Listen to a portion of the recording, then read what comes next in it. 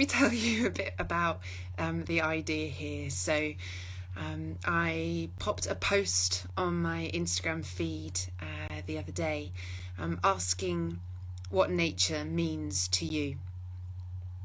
I've kind of very conscious of, as I promote what I do and nature connection, it's important to speak and connect with followers. Hello, thanks for watching. But I'm always quite self-conscious of doing that, and quite self-conscious of it being me doing all the talking. When I guide a forest bathing session, one of the great joys is, as a guide, is stepping back and being able to listen to the participants on a forest bathing session, of what they've found, what they have discovered. And every time I learn from the participants, from their insights, from their different feelings and experiences. So that was my whole reason to jump on here and start talking to you, and to hopefully get some different guests to come and join me and just ask them about their nature connection experience. So it's not me doing all the talking, but also so that we can all listen and perhaps even learn. So I'm just going to see if my first guest tonight hopefully is. I'm just waiting for him to join. Hopefully, looks like he's connecting. There we go. Hello. Oh, can't hear you. Can you hear me now? I can hear you now. Yes. Oh, how are you doing? You all right? Yeah, all right. So this is, well, out and about, but Marc Outten, who is, well, I should let you introduce yourself, Marc. A conservationist and a nature lover. Yeah, a lifelong nature lover. Yeah, and a passionate conservationist as well. Love doing stuff in the outdoors, and also doing stuff to protect our natural environment as well. Well, I kind of wanted to, I mean, I know we could probably talk for ages, but I kind of wanted to keep these little Instagram lives quite sort of short and sweet, so they're accessible for everyone to watch. So I kind of had a couple of questions in my head. The first one being whether you might be able to share with us your first memory of connecting with nature. If you wanted me to keep it short and sweet, you probably got the wrong guest on. Go for it. I've been connected to nature since a very small child. My mother always said that I had a pair of binoculars around my neck when I was around 4 years old. It was always something that just fascinated me. For some reason, it gripped me. I remember as just a kid, probably around 5, 6, 7 years old, we had a homemade kennel built in the back garden, and when that dog no longer used the kennel, we was just looking after it for a while.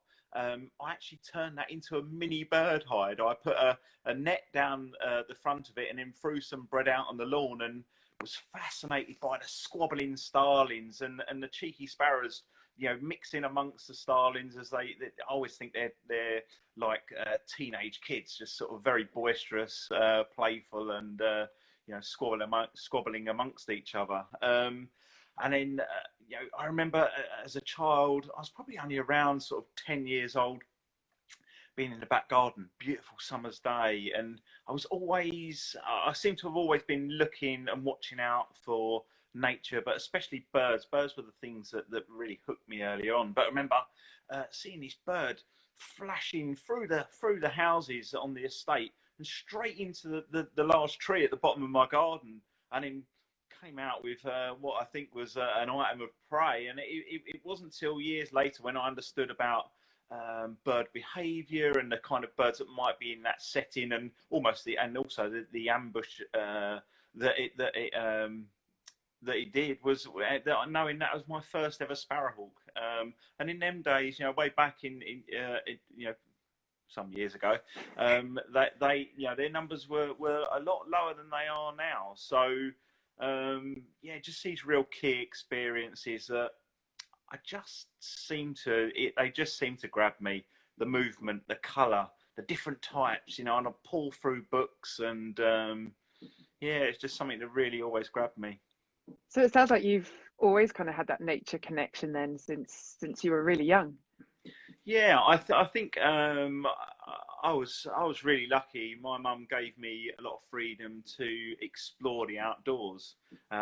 Grew up on an estate in Shoebury, and I remember across the road, I had three things I used to ask for. It was, Mum, can I go and play in the trees? And the trees were just the small copse on the other side of the road, you know, adjacent to my back garden. Can I go and play in the bushes? And the bushes were a line of trees and rows that led to Friars Park, the bunkers. And I used to have those requests, and I'd go in there and I'd find ants and watch birds, and be fascinated by the terns hunting small fish over the pond at Friars Park.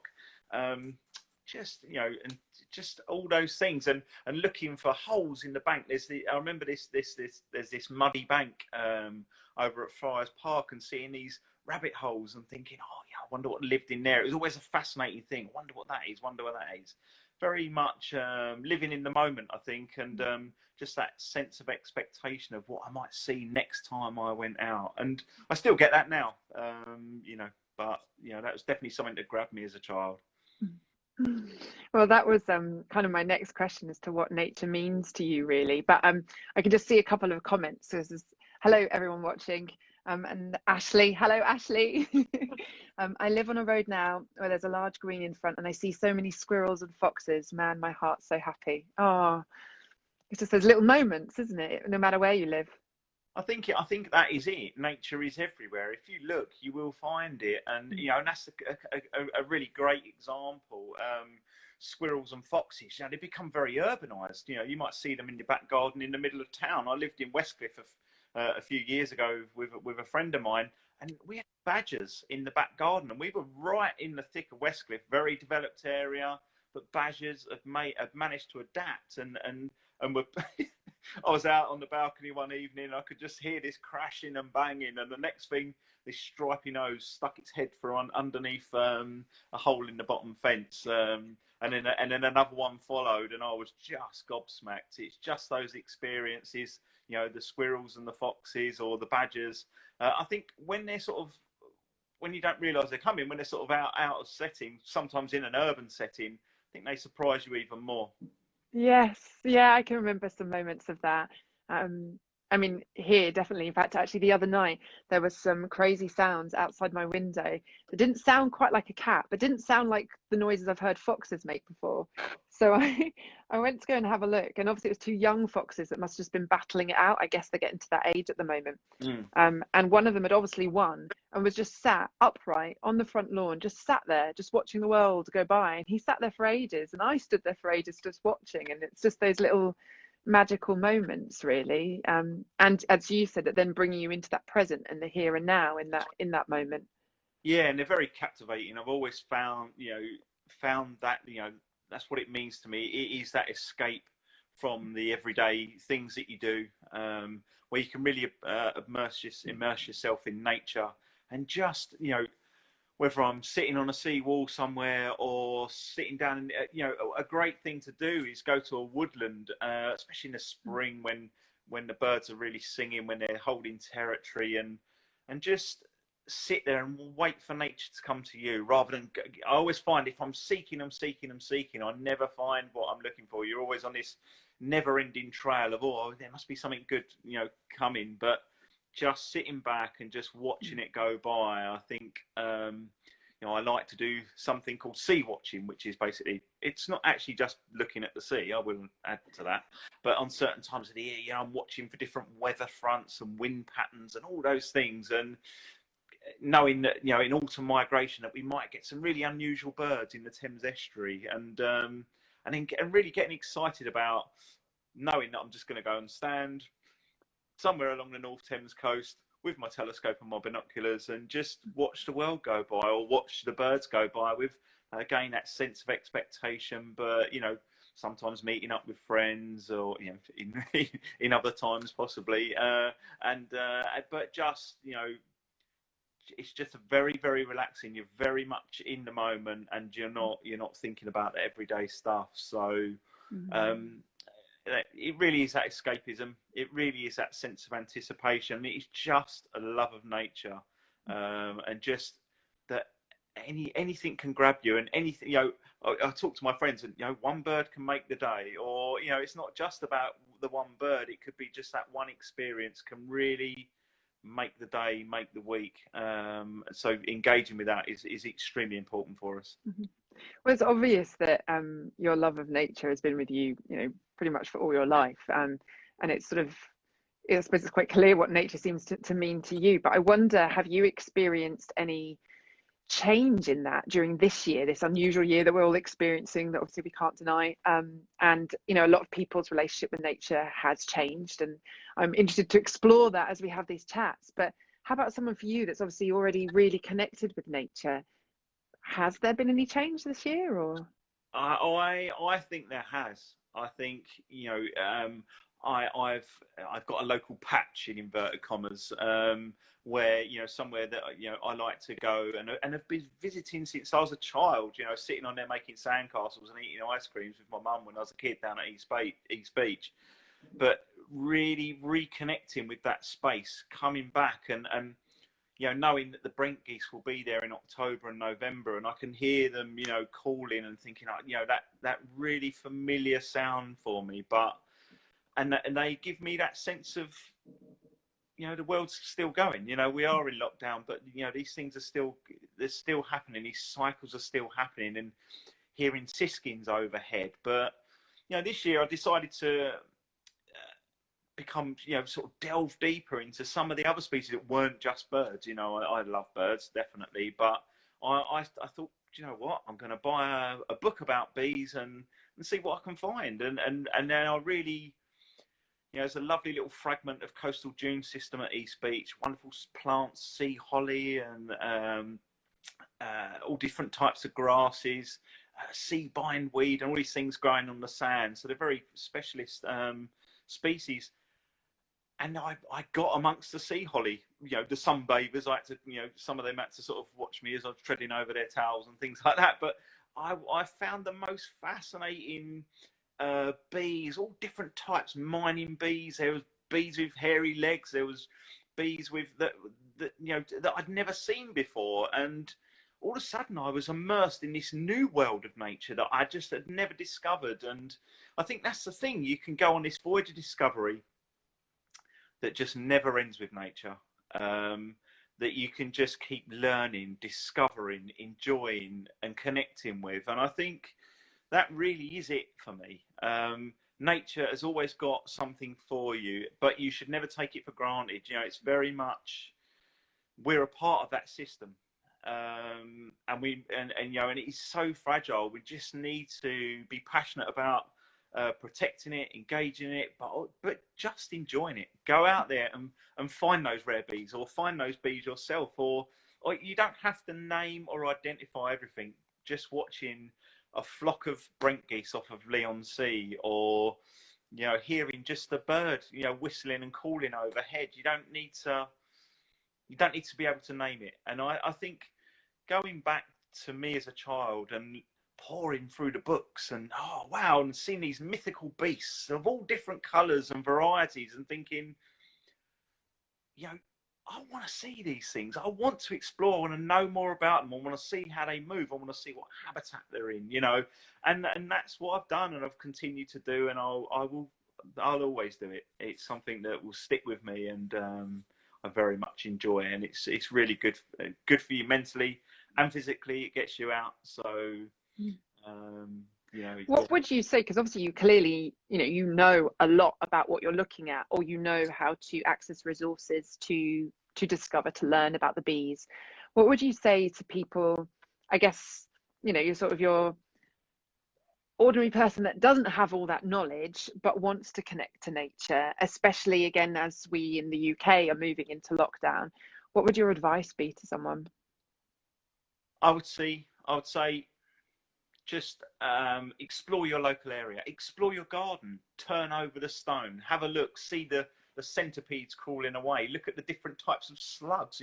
Nobody likes a slug, but everybody should love a slug. I found tiger slug in my leopard slug in my garden, massive thing with these lovely spots on. I just thought, I've never been interested. This was another thing of exploring my confounds of my garden, and finding these, and then these slugs, and then growing some wild flowers. I'd always say, let a part of your garden go wild, because that's where you're going to find nature on your doorstep. That's going to be your nature in the garden.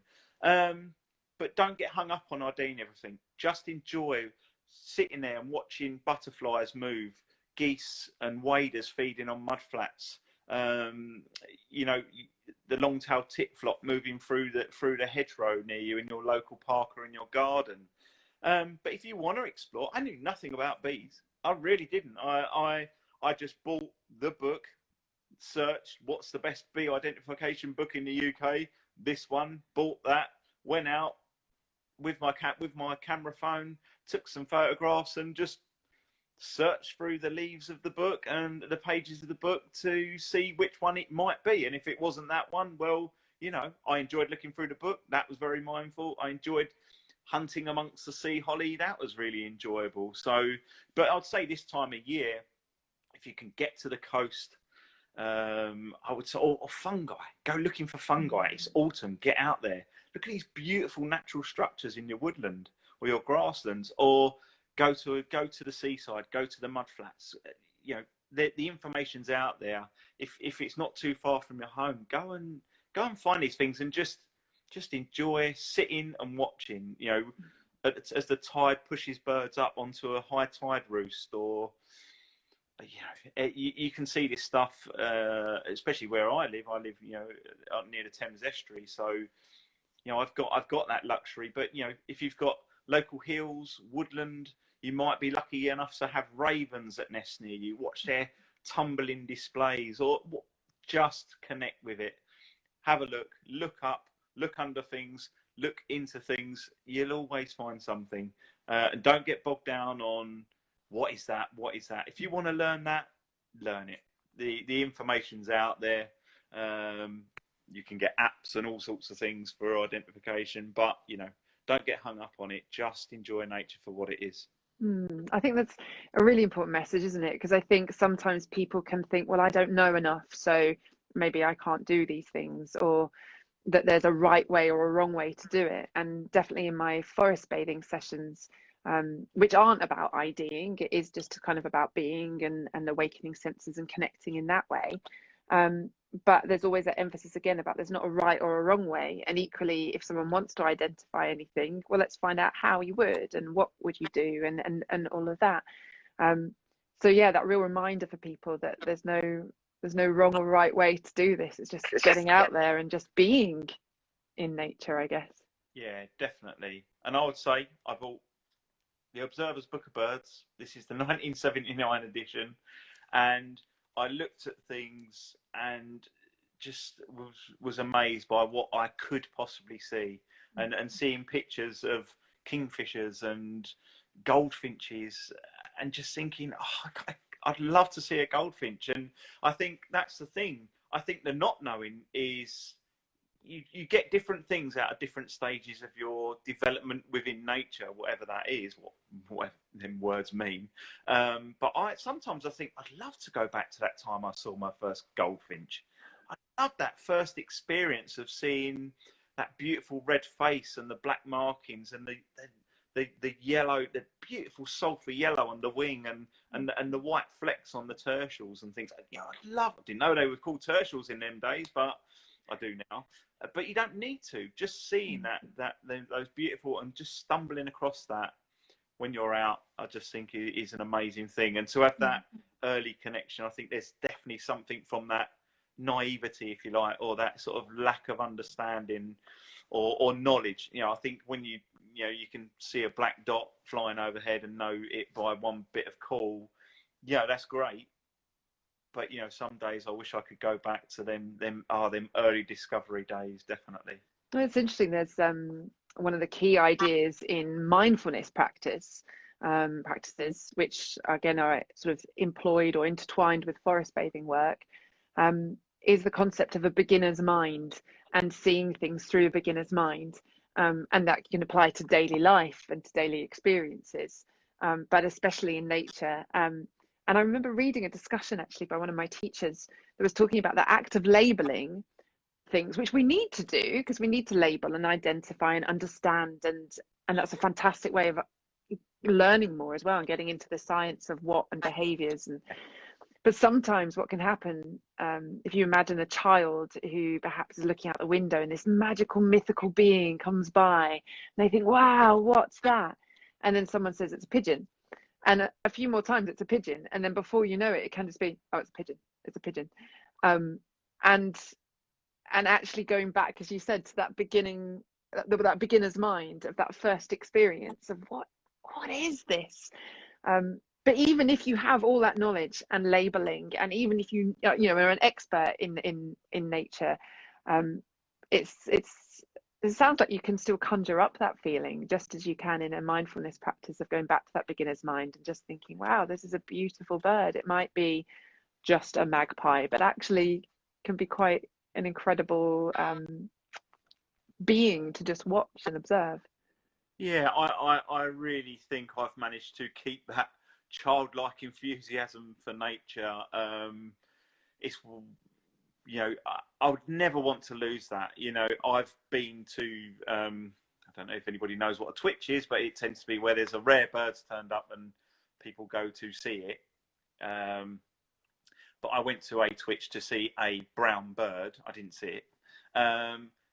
And there was lots of people there, and behind us in the bush was a beautiful firecrest. Now, if you've ever seen a picture of a firecrest, it's a stunning little bird with this beautiful, like, flamey orange crest, this beautiful black eye stripe, and just the most, the movement of that bird, little hovering flights, and you know, zipping amongst leaves, you know, picking out little invertebrates and bugs and things. And I turned around and went, firecrest in the bush behind.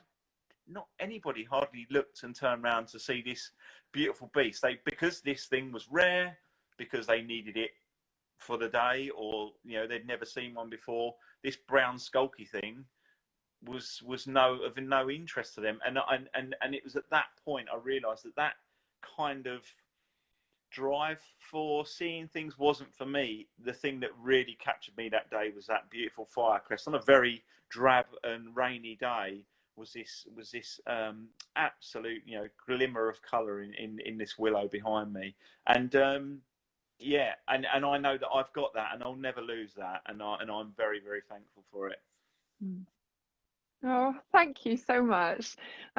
It's I said originally I'd only ask you 3 questions, and I knew it would end up being more. But I'm going to try and sort of finish now, because I think we'll try and keep all of these conversations short. But thank you, Marc, so much for being the first person to come and share with me what nature means to you. No, thanks for the conversation, and thanks for inviting me on. It's been great.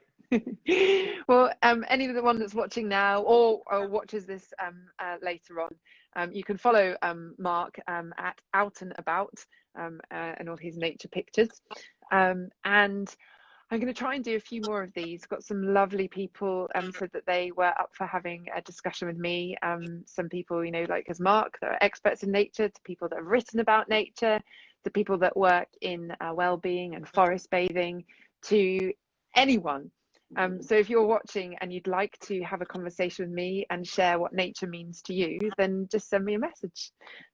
Right, I'm going to try and work out how we end this now. I'll say goodbye. And then... All right. Thank you.